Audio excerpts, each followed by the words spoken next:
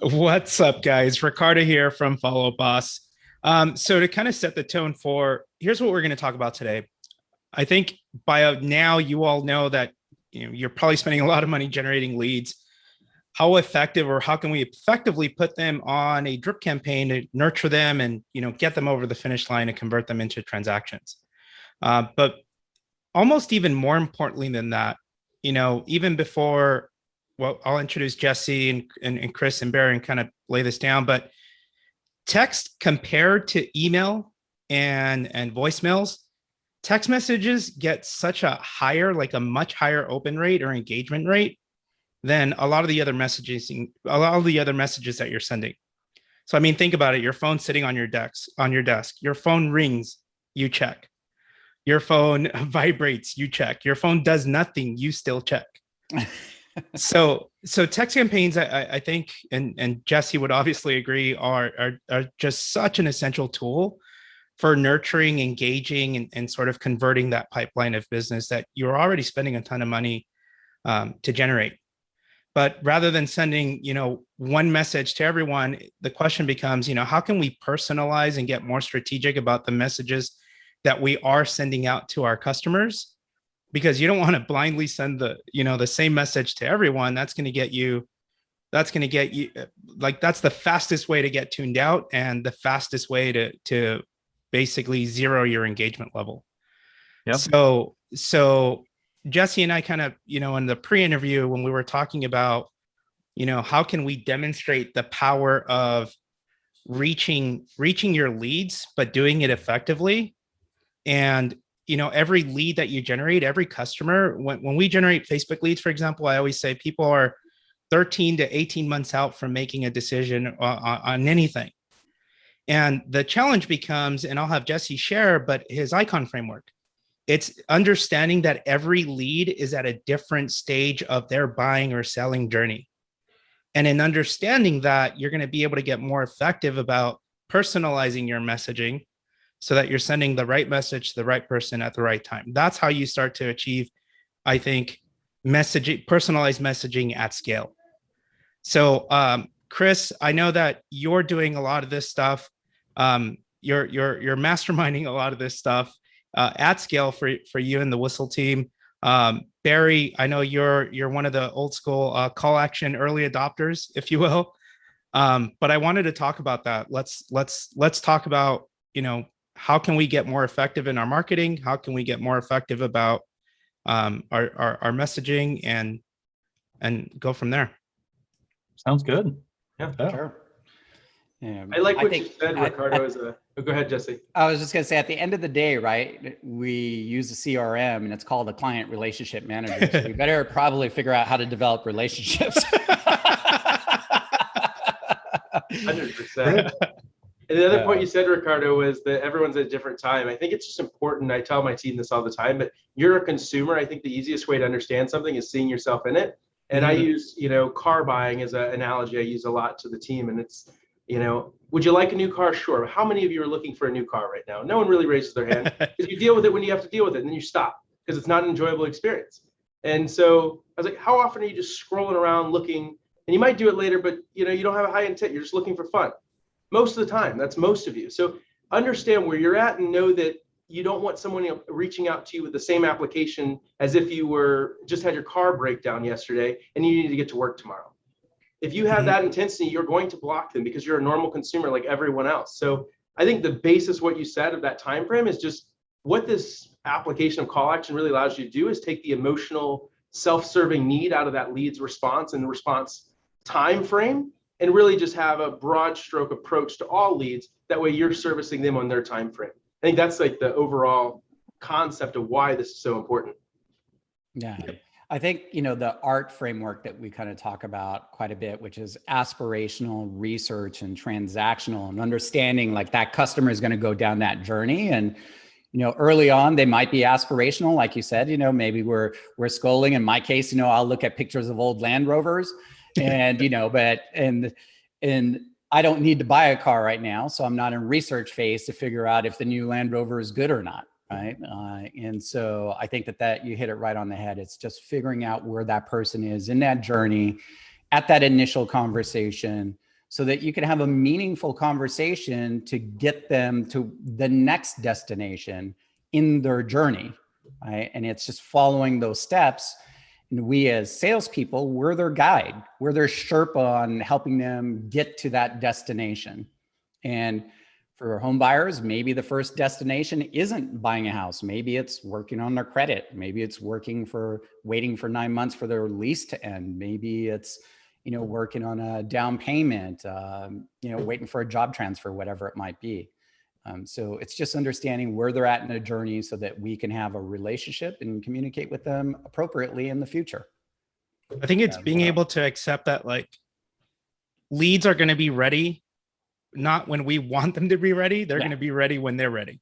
I say all the time, you can't sell a house. I tell the team that all the time as well. Like, you got to be there at the right place at the right time and have the relationship intact to earn the right to help them buy or sell a house. But there's no sales process in selling a house. There never has been, there never will be. It's someone else's life occurrences. They need to be at a certain place at a certain time, or maybe they have the luxury of having more of a desired need and it's more of a want. But either way, it's all about what they're doing and what's going on in their life, what's going on with their kids, job, whatever it might be. You have nothing to do with that besides being at the right place, right time, and coming off from a level of contribution versus salesmanship. And that's the real art of selling. I know, Barry, you're plugging away talking about the book you just wrote that's just on that theory. It's like, you can't sell someone an idea that's yours. That's not how real estate works. So to your point of the campaigns, it's allowing us to come with a medium that really disarms them from the normal sales tactics I think they're used to and they kind of resent our industry for. Yeah, and I think those are both great points. And I think one of the reasons why there's 227 people watching this right now is because I believe that over the last 5 years, 5 years ago, texting a lead was a great way to get engagement. It still is, but it's more difficult now to get substantive engagement than it was 5 years ago. Why is that? Well, because more people are texting, which has now required a new degree of focus and effort and creativity to continue to get that same engagement. One of the things I've said for years about CallAction and Followup Boss is their merge fields are money. If Jessie or Chris, can you guys speak to that? Maybe like, what are some merge fields that you're using to either be authentic or engaging? We kind of use merge fields and we kind of don't is the same way. So I'll cover it two ways. Merge fields, I think when you start merge fields, you're talking about customization of the messaging to the lead. So we satisfy that in a little bit different way, just more in the terms of, if you know where the lead comes from, we just assign a specific campaign to that lead type. So instead of a merge field for that lead type, we just write a specific campaign to it. It'd probably be a more streamlined way to do it is doing merge fields for that lead type, because the campaigns in essence are very similar. We just built it that way. So semantics, same way. But that's the importance is if they came in from let's say a Zillow organic, which for us, it's a profile lead. We communicate with them like they already know, like, and trust us because we know the user experience. They came through our profile, not through a paid lead. So we don't hit them with, generic wide, where are you at in your search? We ask them specifically, where'd you find us? Or glad you found our page. And we kind of continue the conversation addressing you move slightly past the qualifying question stage. Yeah, because that's where to the funnel that Jessie talks about so often. We know that they came in at a different place than someone that might be a Facebook lead. So using merge fields, Barry, I would say, and Jessie, I'm sure you have a lot more users using merge fields than we do. That's how we do it, though, is it's creating that one-to-one. Yeah, I think, the merge fields that we created were stuff where, most people are looking for like the name and maybe an address or something like that. But what we try and do is get it really hyper-personalized. So we have merge fields that say, instead of like, hey, I talked to you 2 days ago, you could do a merge field that will merge in whatever the day of the week was 2 days ago. Or if you send a text message that says, I'll call you in 3 days, you could say, hey, I'll call you on Friday to double check with you. And what happens is that starts to personalize all of the messaging at scale because everyone is entering into the funnel at a different time. So the more that you have these kind of personalizations on date and on time and, original lead source, month they originally inquired in, whether they first inquired through a call or a text or an email, because those are some of our merge fields as well. What it allows you to do is build hyper-personalized messaging that is dynamic to every single person. And what that does, it helps you get a much better delivery rate because you're able to you don't have as many phrases that might trigger basically spam filters that might delay your messages from getting delivered. So, and there's magic there. Guys. Honestly, that makes it sound like Jesse's on it and he's giving me a lot of personal attention. Yeah, at the end of the day, the customer wants to feel like you're talking to them, right? And I think our goal is really, really simple. Chris kind of touched on this, like you can't sell someone. I think we can just be their guide to motivation and ability, because they need both of those components. They need to be motivated to buy, and they need to have the ability. And what happens, we have to look at that initial conversation that we have and every conversation thereafter as an ability to either help them see the motivation of buying. So if someone says like, hey, I'm going to wait, the market feels way overpriced or whatever it might be, all that we could do is educate that person why the market is not overpriced. And that when rates or prices might come down might be because interest rates have gone up, because there's all of these kind of relationships that are intertwined. And we as the guide or as the captain of the ship or the Sherpa of their journey, we need to give them the insights of that motivation of why it's a good time to basically buy based on their life event. Same thing with ability. If someone says, I'm not qualified right now, if we're not taking the time to figure out why they're not qualified, then we're not taking a personal interest and we're not developing the relationship part of the CRM, right? The customer relationship management. Because how can I have a future conversation with someone if I don't know anything about them today, right? And I'm not continuing to profile them along the way.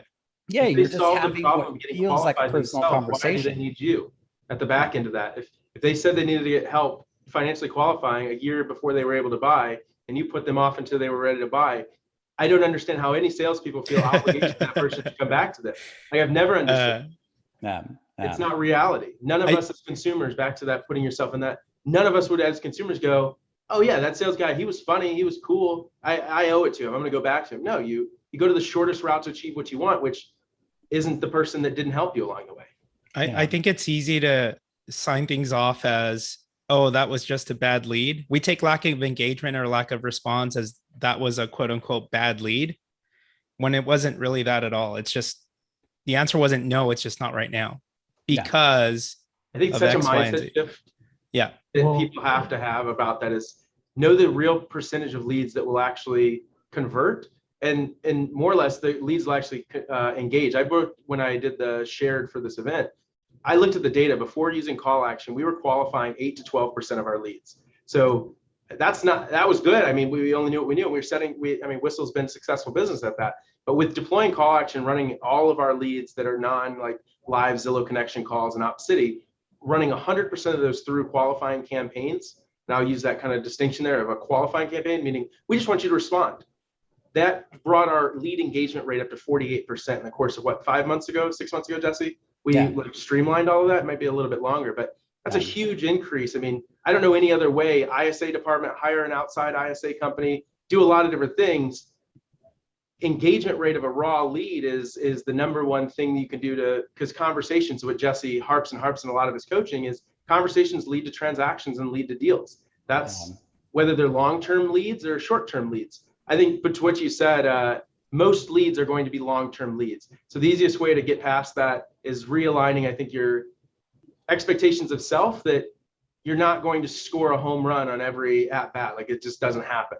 So readjust expectations to have a plan for the follow-up campaigns after the qualifying campaign. And that's, I think, for us, where that paradigm shift really happened of having two campaign types for the longevity. Well, so I think, go ahead, Jesse.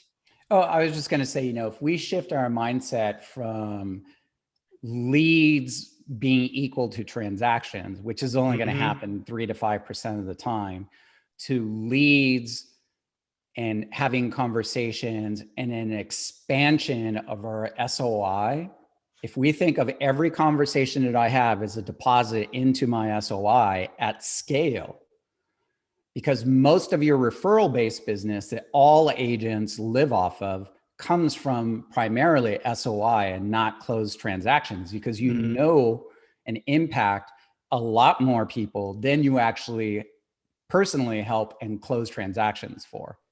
So if that's the case, and we go in with this mindset of really giving, you know, our heart and soul and really coming from a place of contribution to try and help someone, and not be tuned into what's in it for me, but what's in it for you, and let me help you get there and be their guide, that is going to come back in spades. And I think, you know, Barry is a master of this, you know, in terms of asking the right questions. I say, you know, the best salesperson is the 3-year-old, right? Why? And you go down 5 whys, right? Why aren't you ready to buy now? Well, you know, I don't think the market is good. Why? Well, why don't you think that the market is good? Well, you know, I think the prices are too high. But why do you think the prices are too high? Because blah, blah, blah, blah, blah, blah. And then you're going to get to the core reason, right? So let's just think like a 3-year-old, figure out their why and their when of motivation and ability, and provide them guidance where we can. And then other than that is develop a relationship so that you can have a meaningful conversation to check in the future. Most people struggle with follow-up because they go, oh, this guy is in a cold list. They put him into a 6-month cold list. And then 6 months from now, they try and call them and they have no reason to have a conversation because they didn't leave off the last conversation with a future action.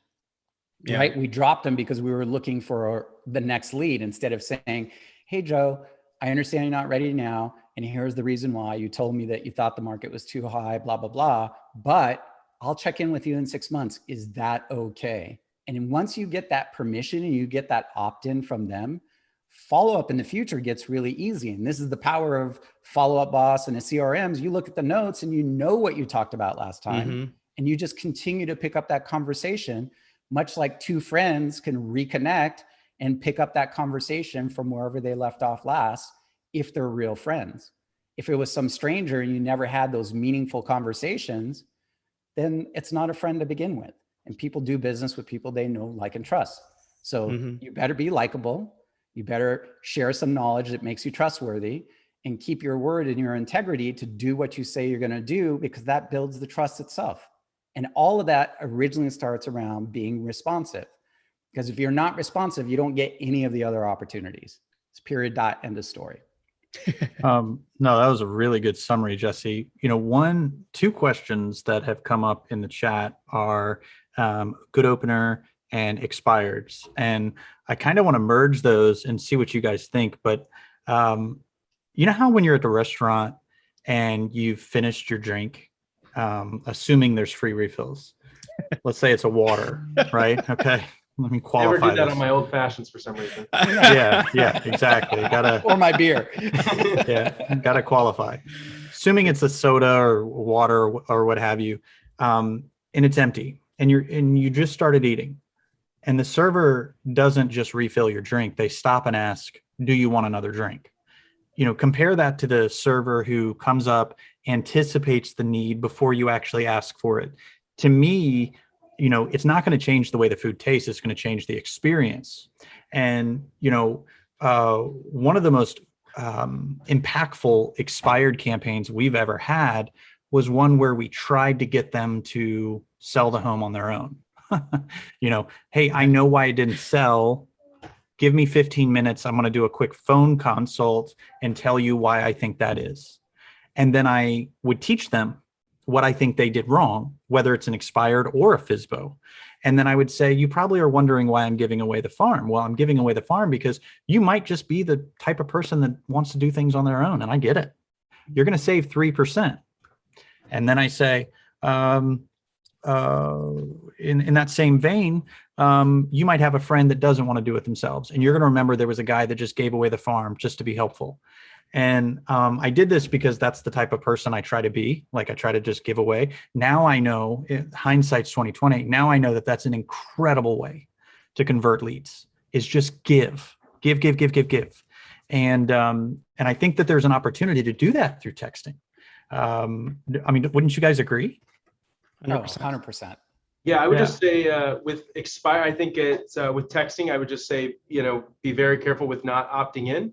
For automated texting, I would not advise anyone. I feel guilty for not saying that. I would personally not put any expired or FSBO or non-opted in leads into texting. The fines on it, I think, are 10,000 per, at least here in California. It's pretty significant. So, but I would parry that with, in general, I wouldn't text anyone that doesn't want to be texted or didn't opt anything. You can't submit anyone via text communication or bulk. That's why bulk texting has pretty much gone away from most CRMs. It's not to inconvenience realtors or salespeople. It's at the end. It's really not. The end user just does not want to get a widespread message to all 800 of themselves and their cohort of, are you still looking? Or why didn't you sell? Like, no one wants that at all. They're going to block you. Nobody's going to stop it the same way they cleaned up spam and emails and fax machines in the early 2000s. Like, it's all the same. It's all relative. So I would just say with expired, there's no cheat code or easy button to coming from contribution the way Barry just said. Now, with that, if you're on a call and I'm doing expired, that's where I started in real estate, expired FSBOs, that's all we did. I would say that if I was to deploy an expired strategy today, I'd call through that list, and everyone that told me no or go F yourself or all the other things that I get told, 89% of the answer rate that I did have, I would ask all those people, hey, I'm going to send you a text afterwards to give you some information that nothing in return to me. I'd like to give you something. Is that okay? They say yes. I'm adding a tag to all those people, and I'd start said campaign.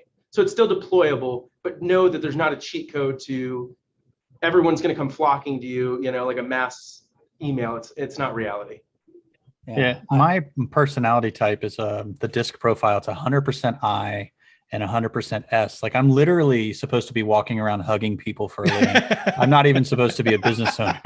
So like I happened upon this strategy just because I really I know they didn't want to talk to me, and I just wanted to what can I do to make them happy? Now I know that's a great way to run a business. But sorry, Jessie, I interrupted you. No. I think that's perfect. I think at the end of the day, it's this, right? People want to do business with people they know, like, and trust. And we have to think of this here, don't think that you're at the bar looking for a one-night stand, right? Yeah. We need to develop relationships. And the one-night stand is probably not the person that you married or got into a long-term relationship at the end of the day, right? So if we start to have this attitude of investing a little bit of our time and doing what we actually is the expectation of customers actually have of us, right? The goal is that guy is licensed and should be able to answer my question. And if you get into this mindset that a lead is nothing more than someone who has a question and was willing to exchange some personal information to get that answer, that doesn't define intent. It defines that they had a question. And if you go into that attitude of, I've got to come from a place of contribution and share my knowledge, and through the share of that knowledge is how I earn that person's trust. And once they trust me, then guess what happens? Then they keep coming back to me. And if they come back to me to answer questions, then they don't go to the internet to ask those questions, right? And now all of a sudden you insulate yourself and you built that moat of trust where you become the informational source, because they have all the information available. They just haven't found anyone that is trustworthy enough that can answer the questions in a reasonable timeline and to their liking from the initial conversation that they had with someone. But if you go down and go deep like that and spend the time, you're going to get the value from that relationship. It's kind of like, imagine if you were sick and you went to the doctor and you told the doctor like, hey, I'm not feeling well. And the doctor says, okay. Are you dying? Nope. All right. Can't help you. Right? It's like, now all of a sudden there's no value there, right? But what does the doctor do? The licensed professional is going to ask you questions and walk you through your symptoms so that they can make a proper diagnosis to get you feeling better, which is your goal. That's the destination. Now, a prospective renter or a homeowner has some kind of life event, and he's trying to get to the next destination of a different house than the one that they're currently in. And what our responsibility is is to ask the right questions through text messaging. You can elicit those conversations to start, but we got to provide the guidance, because that's what provides the value and keeps them coming back. Because treat people like a transaction and they will treat you like a transaction. Because if I have no relationship, then it's all about transaction. It's about speed, price, and convenience. And there's some pretty big companies with a few B's after their balance sheet that are trying to basically solve the transaction problem, right? But if you have a relationship, you're willing to wait to get that, to re-engage that relationship, and you may pay a little bit more for that relationship. It's the difference between your CPA and TurboTax. CPA listens to your problem, gives you guidance, inputs all of your information, gives it to their assistant, who then enters it into TurboTax anyway, right? What did we pay for? That's the reality. Yeah, well, everyone should just take that clip, post it somewhere, and Jessie told you how to compete with prop tech of big companies, because that's exactly, you'll never beat a streamlined experience from a technology company. Like, you'll never make the two-step transaction process better than Amazon at a local grocery store. Like, it's just not going to happen. So if you're not going to be able to build a billion-dollar company, best believe a relationship building for the long term is the only way to compete with that. But I don't have time for my real friends. Okay. Like, I'm not proud of that, but like, they'll call and I'll respond a week later. If a salesperson calls me and tells me how they've been a realtor or they've been in sales for 20 years, their dog's name is Pookie, they love long walks on the beach, I'm not into like making fake friends. I don't have my time for my real friends. And so this to me is a key distinction in developing that relationship. You know, you can leverage texting to highlight and teach them how to think. My experience with therapy has been, I remember leaving and I was so refreshed because the person continued to ask me questions that taught me how to think, or taught me, and I learned more about myself through the questions they're asking. And so we can actually teach the consumer how to think about their next purchase with the questions we use. So one of the texts I love is, hey, when you decide to move, what are you hoping to change about where you live? Now, they might have answered the question, what kind of home do you want, with I don't know. But they could tell you what they don't like about where they live. And so, you know, this is where you're forward thinking and you're getting them to start to process it. And I think what's happening, Jessie, to use your doctor analogy, if I walked into the doctor and the doctor said, hi, how can I help you? What kind of medicine do you want to order today? That's illegal, right? Like that, they don't do that. They process. And as agents, we love just asking, how can I help you? And if the lead doesn't know how I can help you, they're mad. And so texting is a great way to just inform people of what they need. And I think with CallAction, voicemail drops, video texts, all these processes, you can actually just start to declare or prescribe or inform. And now you're creating that value. It's not rocket science. It really isn't. Yeah. But we've dehumanized the consumer. That's the problem. Yeah. Anyway. Yeah. That's why I really wanted to focus on a lot of this, because I think we can talk about the specific text, and I'll get into what we use specifically in our logic that we've built with that.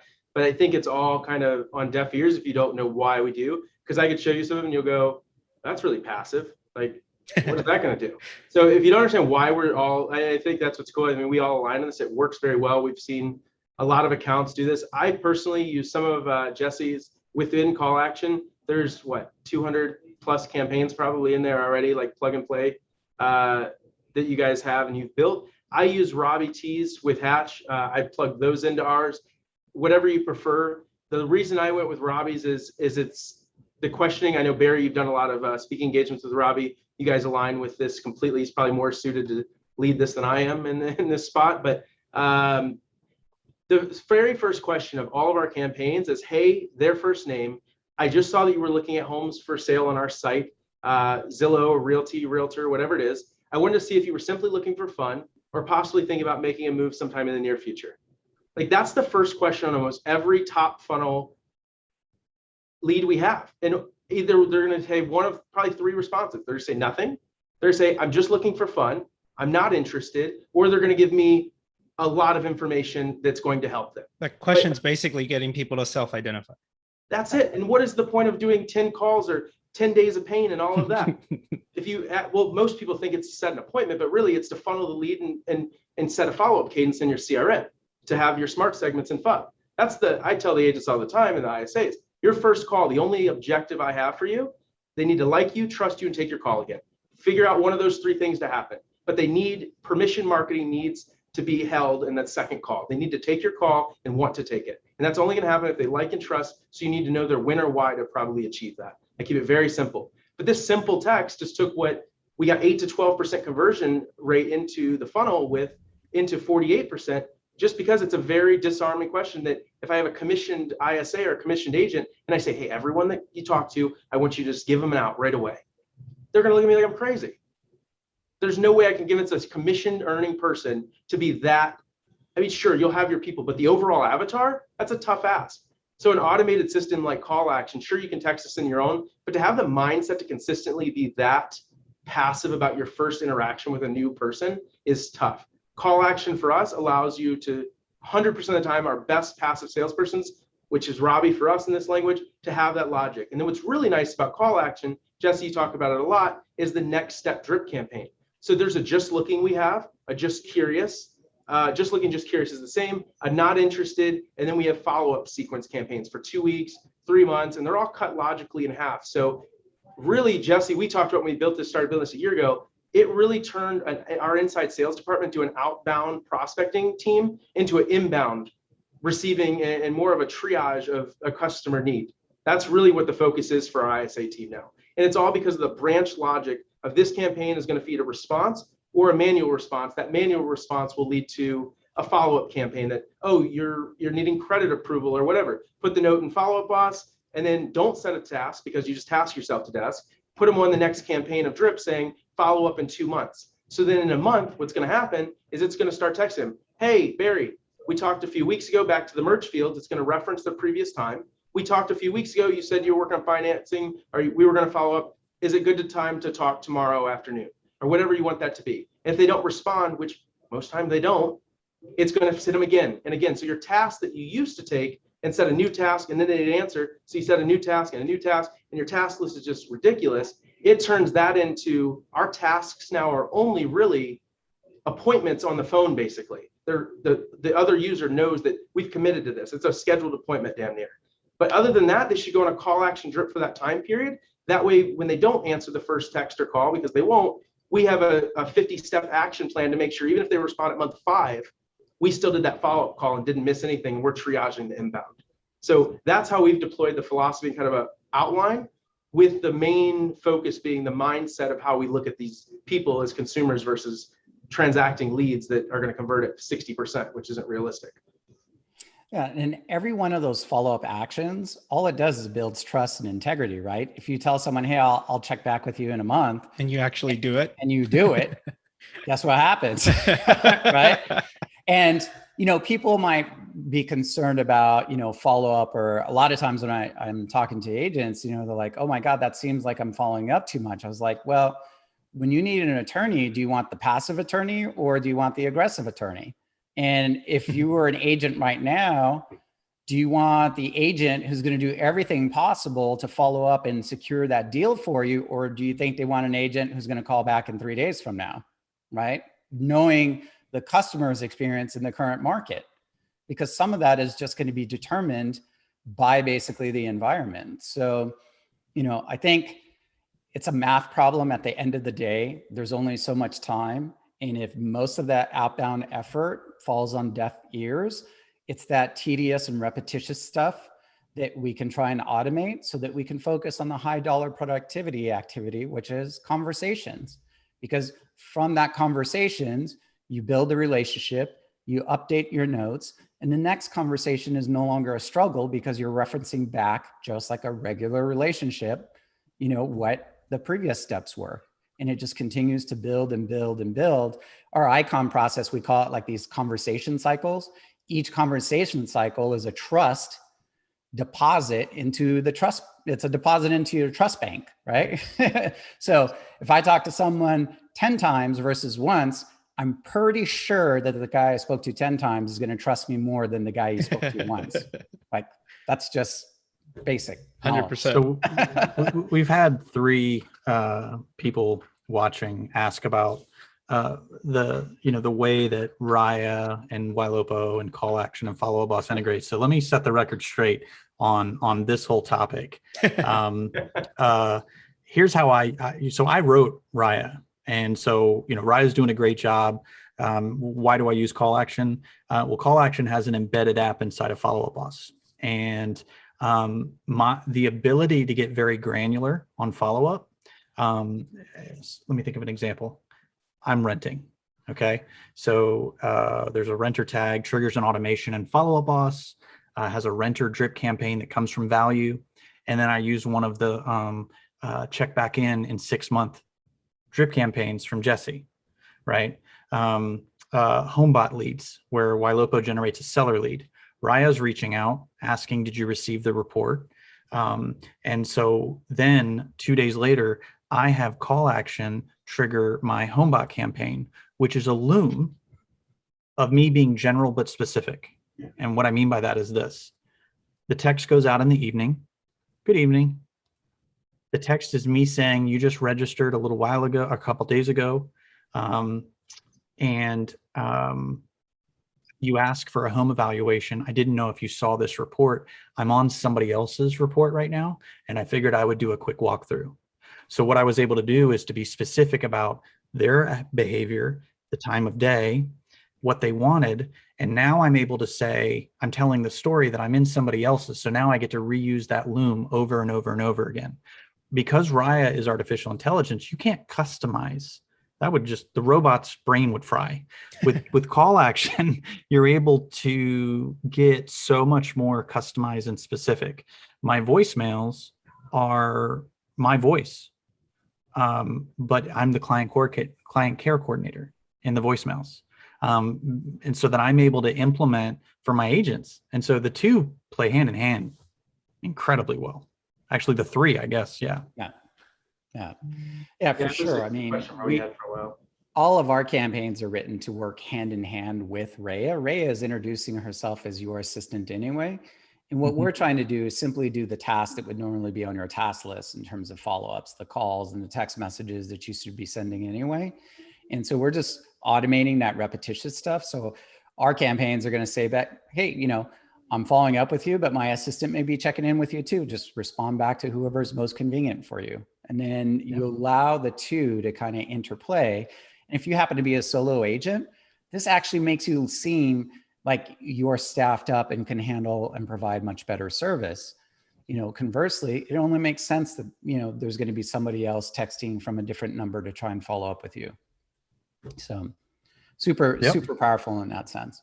Yeah, absolutely. The exact way we do it we've never communicated on this, but we're all doing the exact same. It's CallAction is you, the first person user, and Raya is always your assistant. So, I would let the 2 run. It made our ISAs very nervous to have the 2 running simultaneously, but they've never, I think it most created a question, and then you just say, oh, that's my assistant. Sorry, we hadn't had a chance to catch up. She's just on top of it with the leads before I even got a chance to talk to her about your situation. Really good way to handle that. Next way. Yeah. So it's no one's going to ever yell at you for adding so much value that you're on top of them. Like, if so, then find a new person to go work with, fire them. Right. And with seller, yelled at for. Right. Well, with seller leads too, let's talk about some opening. See, it is my opinion that homeowners are not excited about talking about selling their home. And so that's why when I wrote Raya, she doesn't start out asking about selling your home. She asks an administratively related question. You asked for a report, wanted to make sure it got to you. Sometimes it lands in spam. And literally people respond and say, oh yeah, it was in my spam. Then she says, okay, glad I asked. And then she transitions to slowly build off of it. And I think we're approaching sellers very self-centered. I want to talk about selling. They don't want to talk about selling. Mm-hmm. It's scary. They want to talk about buying. That's fun. So the more that you could future cast the vision, the end result, right? The revision board that they've been thinking about. The reason why Zillow gets, 250 million visitors a month when there's only 300 million people in the United States is that so many people, that's their vision board, right? They keep looking in the future of what they want right now. So there's no seller that gets up and says, I'm going to sell my house today and I have no idea where I'm going, right? Maybe an investor that owns some kind of rental property. But generally, most people who are sellers are way thinking about buying way ahead of time. And most sellers start off as buyer leads. Like when CallAction started 6 years ago, we were really aggressive in terms of doing reverse data appends. And one of the primary things that we looked at is if you're using one of our phone numbers, let's say on the yard sign, and we get those famous calls where someone says like, hey, what's the price? And you tell them the price and go, okay, thanks, click and hang up. Well, no, I knew that that was a real problem, but that we needed to identify intent. So by doing a reverse data append and trying to find like, is this person a homeowner? And not only a homeowner, is he a nosy neighbor that lives 4 doors down? That insight now allows you to have that right conversation with people. So if we start future casting, taking a sales lead and going, hey, thanks for your inquiry. If you look at that HomeBot report and you're able to net, your dollar amount, where would you go? What's plan B? Like, what's the next step? Because they don't care about the now. They're trying to get to wherever they're going to go. And wherever they're going to go is how they want to feel, right? So if we take a vested interest and you can get them to start envisioning their why and when, like, yeah, I want to buy a 3-bedroom, 2-bath house. Okay, but why, right? Why do you want a 3-bedroom, 2-bath house? Now, if I can get that person to say, well, I'm looking for a 3-bedroom, 2-bath house in this school district, you're like, great. Why do you want a 3-bedroom, 2-bath house in this school district? And now all of a sudden you get to a point, maybe in that conversation, the person says, I really need to be in this school district because my child is autistic and they've got the best program. You just made the breakthrough right there. That customer is not going anywhere else because they don't want to tell that story again. And they've just entrusted you with something that is their why and their when. And now you're their trusted advisor. And that's why you just got to keep digging and digging and digging. And it's why most of our drip campaigns always end with a question mark. Like if you want a simple closing, just end your drip campaign or every message that you send with a question mark. Just ask a question because that's going to elicit a response. And the yes or no doesn't matter. Today's no is tomorrow's yes, right? That's all that it is. And we get paid for no's. We don't get paid for yes. If we just do a really simple mind shift and I always ask agents this, I'm like, hey, listen, if you basically circle prospect, called 100 people, how many deals are going to do? And they're like, oh man, I'll do like 2. I'm like, great. And how much are you going to make? If you're in the United States, median price, $399, right? You're going to make 12 grand off of that. And I go, okay, awesome. Now, if I told you that all you had to do was basically respond to a text message and you're going to get paid $120 to respond to a text message, regardless of the outcome of the conversation, would you do it? And of course, every agent says, yeah, of course I would. Why wouldn't I take that $120, right? And all that we need to know is that if I respond to 100 people and have real meaningful conversations, you're going to make the 12 grand, right? Okay. So if we just shift our mentality of associating the reward system of not a transaction, but who can I help to develop a relationship? Now you start to get exponential growth off of all of those leads that you're currently generating. It's really, really powerful to take leads and think of how can I make this person into my sphere of influence? Because then you get this exponential growth basically on every lead that you generate. If you convert it into 3 referrals, guess what happens to your ROI, right? And then you get that easier business that's that referral-based business. So it's just a mindset. It's important in all mediums too. Like our topic is obviously texting. It's the most important. Like I would even say it's not a suggestion in texting. You can't get away with not doing it this way because it's the most intimate form of communication. So your opening remarks, Ricardo, is it's always there. Emails is too, but it goes to spam or it could go to a promotion inbox or and it might not be forefront, but a text is making your notification screen, and that person's making a decision right there. Either screw this person, what in the world, and they ignore you, they delete you, or they block you. Block is a 2-click action. It is not difficult, especially when it comes in as a new number you've never connected with before. iPhones give it right there to spam the person.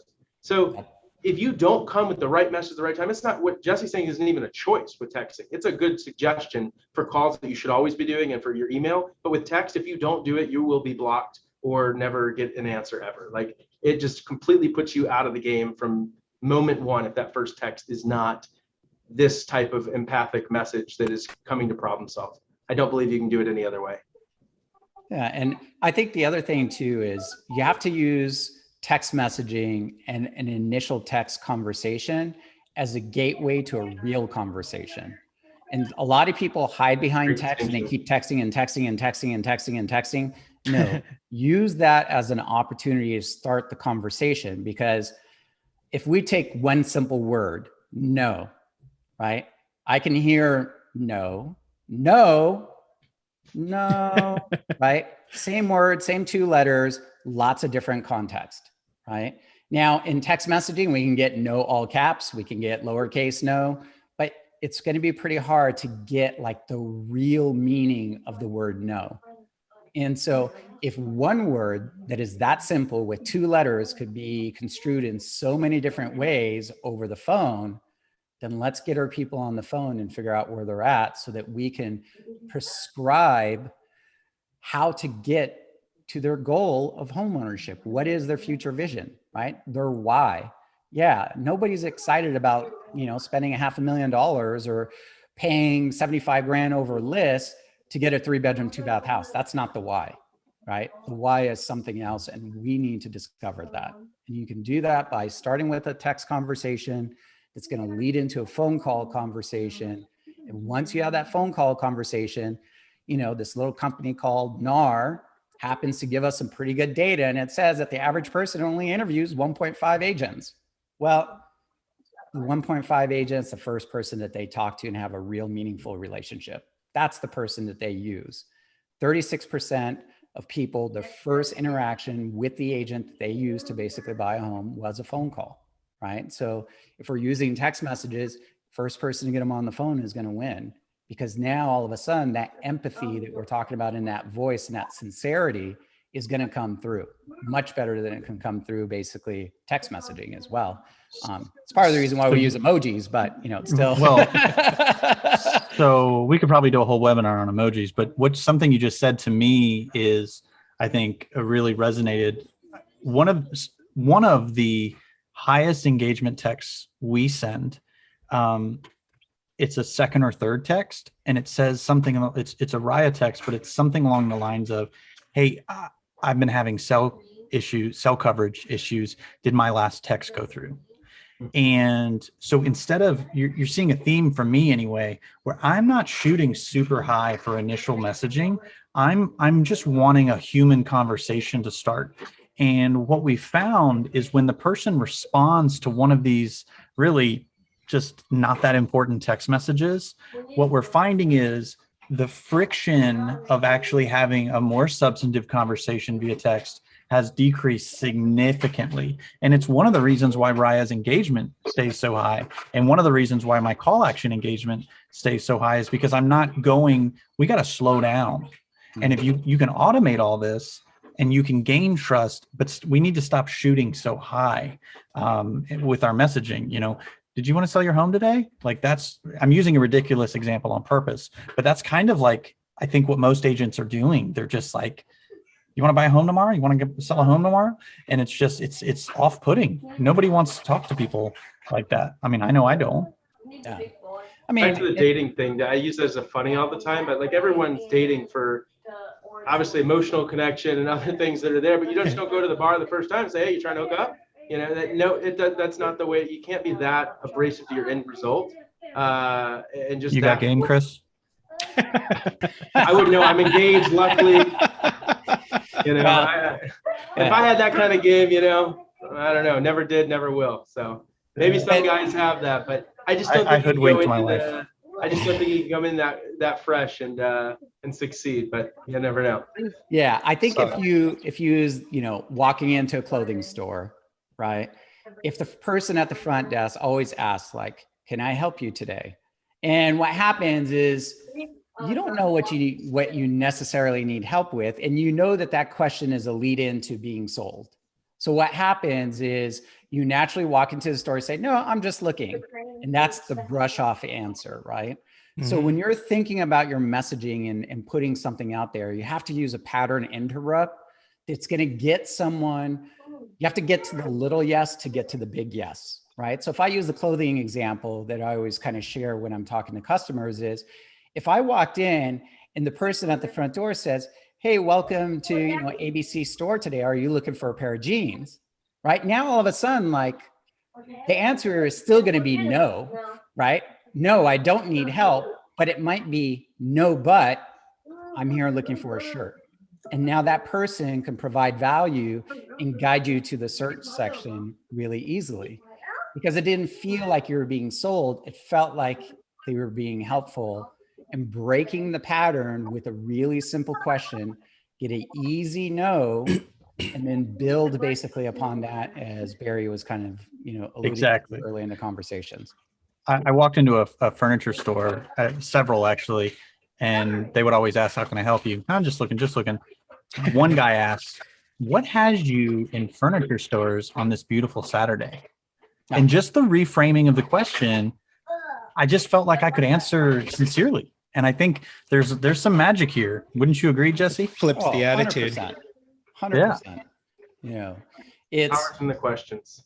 Yeah, the power, the why, being the 3-year-old, figuring out their why and when, and getting the little yes to get to the big yes, right? That's all that we're doing. Is it's just like dating, right? You're gonna brush your hair across the way, maybe wink or something, and get a little bit closer and start, a slow conversation. That's the way that most relationships are founded, right? And again, think about it. The tool that you're using is a CRM, customer relationship manager, right?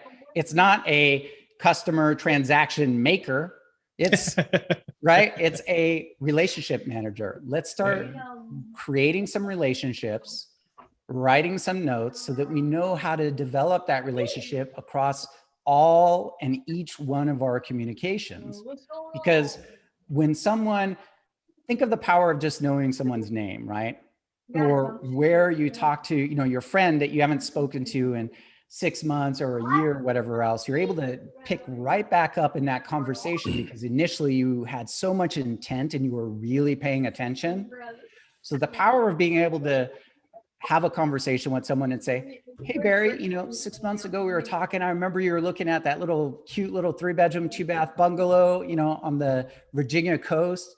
Is that a reality for you yet, for you and your kids? Like, are you guys playing in the sand on a daily basis?" Like, that is going to reframe everything, because they're going to remember, like, man, this person remembers everything about that and he's paying attention. And what we all want is someone that is looking out for us, right? Not for themselves. We want someone that's looking out for us. It takes care of us. This is Maslow's basic hierarchy of needs. I got to think, when I first met my wife, our anniversary is the end of this month. We've been together 18 years, and I did not walk up to her and ask her out. I've got a face for radio, as Kiwi likes to say. And I asked her for her AOL Instant Messenger. And I laid the Mac down over a slow period, right? But I was able to close the deal. And I didn't shoot high. I didn't even ask for a phone number to start. I asked for her aim. And it works the same way. We're trying to get that engagement. So y'all got to just set your, lower the engagement a little bit, be more patient, I think, if you do this, you will get more people on the phone. And Jesse, speak to might be, and then the agent's name, because by sending these texts that are shooting lower, what does it do to the inbound phone call? Yeah, I mean, it just lays up your inbound phone call, because most of us, if we're using filter unknown callers, so 2.5 years ago, I wrote a little blog post called "Why iOS 13 is going to Destroy Sales." And what it was kind of future casting of what was going to take place when Apple launches this filter unknown callers. And so the basic rule was, if you're not in their phone in the contact list, your call is going straight to voicemail. Now, back then, and still to today, it still works, is if I send a text message and I say, hey, it's Barry with, your friendly real estate agent, I'm following up with you. If Barry picks up the phone and calls, because that phone number is now in their text message window, what happens is that the phone will recognize that there is an existing conversation in the text message window, and it will make a recommendation and say, hey, this may be Barry of X. And that's going to increase your call answer rate. So all of these little things kind of interplaying one on another is going to increase you and get you into more conversations at the end of the day. And again, like as I keep saying and pounding, conversations create closings, right? You have to talk to people. No home is sold by itself or via email most of the time. Barry, how many, you sell, thousands of homes every year. How many houses have you sold via email? Not many. It's happened, but not many. Yeah. And it's not predictable business plan. I think that's the distinction I make with agents all the time. It's like, it's just not predictable and scalable. So if you're here just to get pop a lucky escrow here and there, great. That's not really our model. It's helping people at a high level. And the only way to predict revenue and predict sales is the ability to do all the things that we've just talked about for the last hour, and really come from a place of empathy, consideration, disarm people where they're at from the initial, and then use your CRM the way it's supposed to and put them in the right bucket, the right follow-up plan to make sure that you're having the right message at the right time moving forward. So the right message at the right time, to kind of sum it up for me, is not so much at the beginning a little bit, but it's really after you establish communication and understand where they're at, to have the right message at the right time and the right cadence, most importantly, moving forward, so you can nurture that relationship as long as it's going to take. And then just think long-term, play the long game. Yeah. Unless you plan on getting this business for a quick cash grab. I don't know. I'll warn you, it doesn't work. It's not realistic. So go to stocks, trade some Dogecoin or something, but it's not this game. If you don't plan on being in it 2 years plus, don't do it. Like, it's not worth it, promise. Otherwise, play the long game, and 2 years in, you're going to be rewarded very, very well. Well, building relationships is what listing agents are really good at, right? And listing agents, there's an old saying of listing agents last, because the sign in the ground represents social proof of success that everybody else around there relates to. Now, what I can guarantee you is most listing agents were not one and done kind of people, basically. They delivered value to lots of people over a long period of time.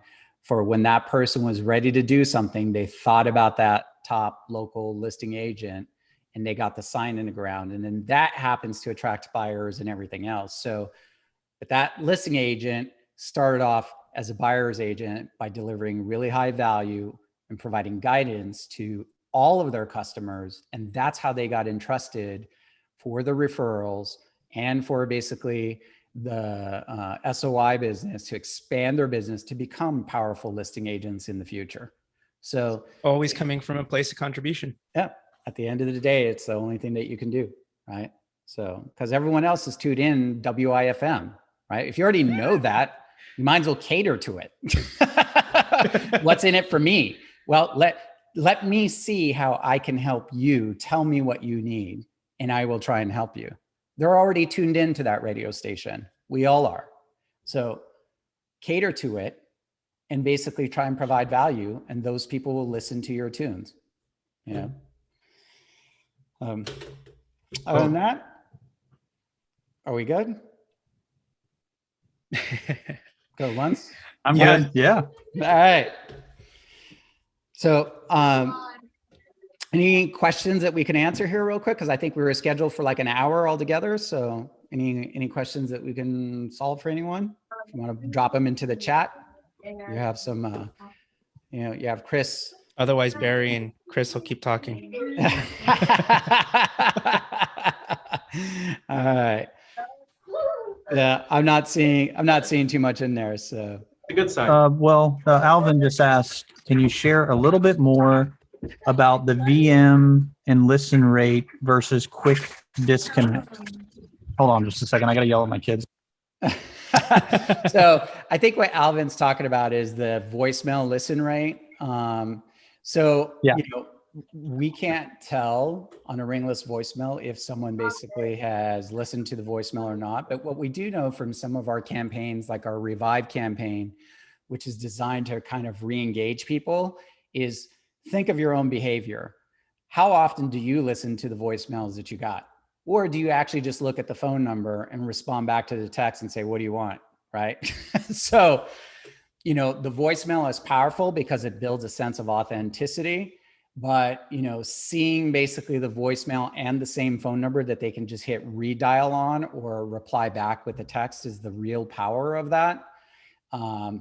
And it's not necessarily in the messaging itself.